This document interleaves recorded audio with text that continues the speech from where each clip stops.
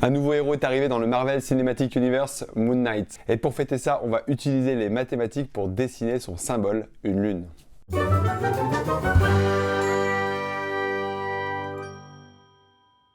Avant de passer sur le cahier, analysons la figure. Pour obtenir la lune, il va falloir tracer deux cercles. Le premier ne va pas poser de problème.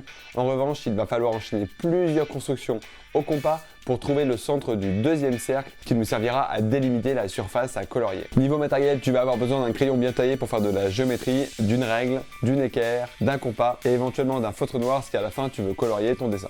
C'est parti! Je commence par placer un point que j'appelle O. Je prends mon compas, je prends un rayon quelconque et je trace le cercle de centre O. Et je l'appelle C1. Je trace un diamètre de ce cercle. J'appelle A et B les extrémités de ce diamètre. Je trace la droite perpendiculaire à AB passant par O.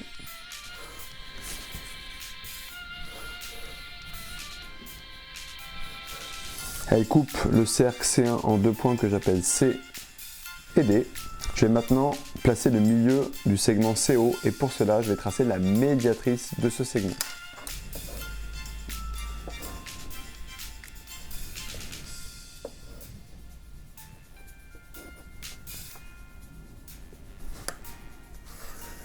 Et on appelle I le milieu de CO.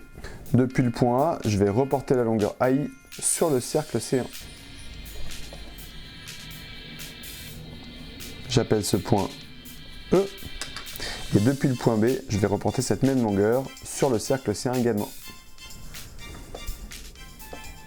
Et j'appelle ce point F. Je prends l'écartement EF avec le compas. Et depuis le point E, je vais reporter la longueur EF sur le segment OD. J'appelle ce point G. Je trace enfin le cercle de centre G passant par E.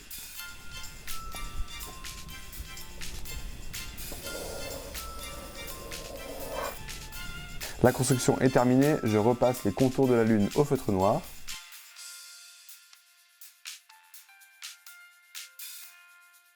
J'efface les traits de construction et je passe à la dernière étape, colorier le dessin.